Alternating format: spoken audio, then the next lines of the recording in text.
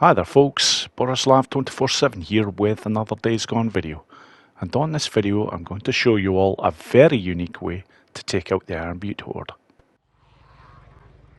Right folks, here it is, the Iron Butte Horde, and I assure you, you've never seen this horde taken out in this way before. I'm basically going to show two runs in taking out this horde. The first will involve gunplay only, and I'm basically looking to use gunplay while I am luring them to the particular location, because it is a little bit away from the pit that they start from, but anybody who knows this horde well knows just how tenacious and relentless they are in chasing you.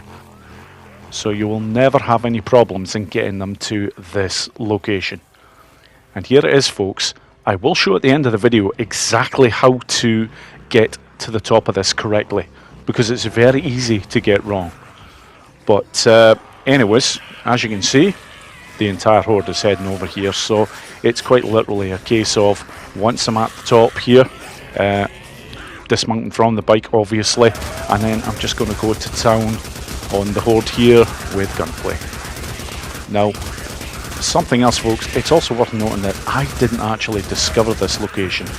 Now, although I have been heavily looking for areas where I use the bike in order to get to otherwise inaccessible areas, this particular one I did not discover.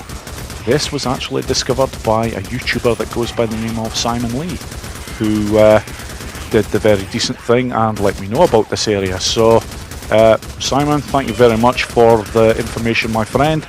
I did say to you, if I considered it to be a good enough location, I would make a video on it, and that's exactly what I'm doing.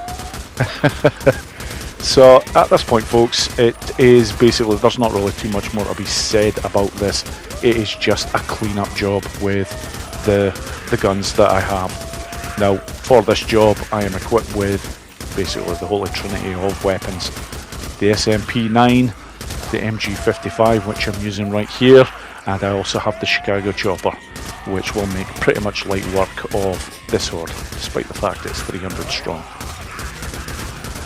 Now for this demonstration, I'm very lucky that I do have the use of survival vision, so I'm going to use it folks, because basically the last part of this is just involving taking out a good number of the freakers that are left, and then I'm basically going to come off this rock area and take out the last of them from the ground section, because it just makes the job a whole lot quicker and a whole lot easier.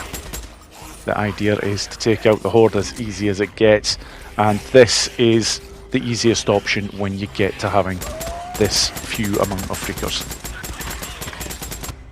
And there we go folks. How easy is that? Apart from actually getting onto the top of that rock with the bike, but as I did say earlier on, I will show exactly how that is done, because there is a knack to doing it correctly. Okay, on to run number 2. Right folks, on to run number 2, and this run is effectively going to be a no shots fired run, because there will be no gunplay whatsoever. Not an issue in getting the horde's attention here, because I'm just basically driving straight past their pit. From here the setup is exactly the same as the first run, and of course I can't possibly mention a no shots fired run without mentioning the creator of this particular concept, and that is Sponicus Rex.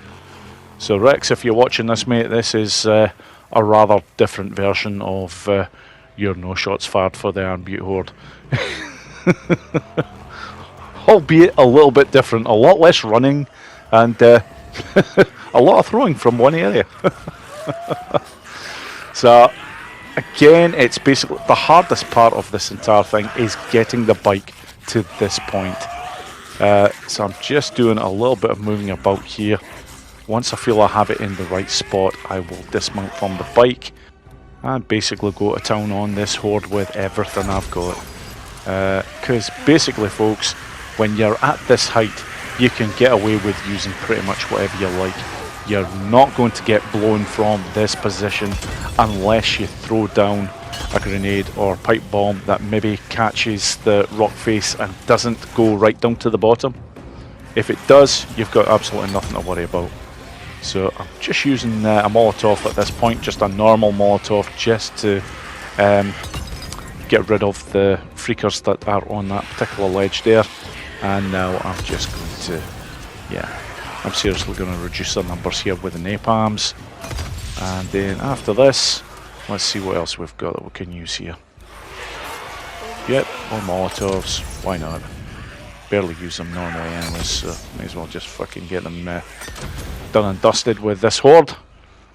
Now, as I said before, you can use whatever you like from here.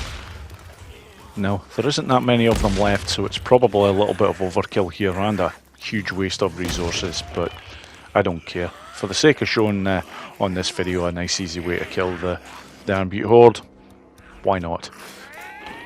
And at this point this horde is just about done, so I'm going to use one attractor just to bring them all over nice and quick, and I will deliver the coup de grace. Pipe bomb, why not? Again, complete overkill, but I don't care.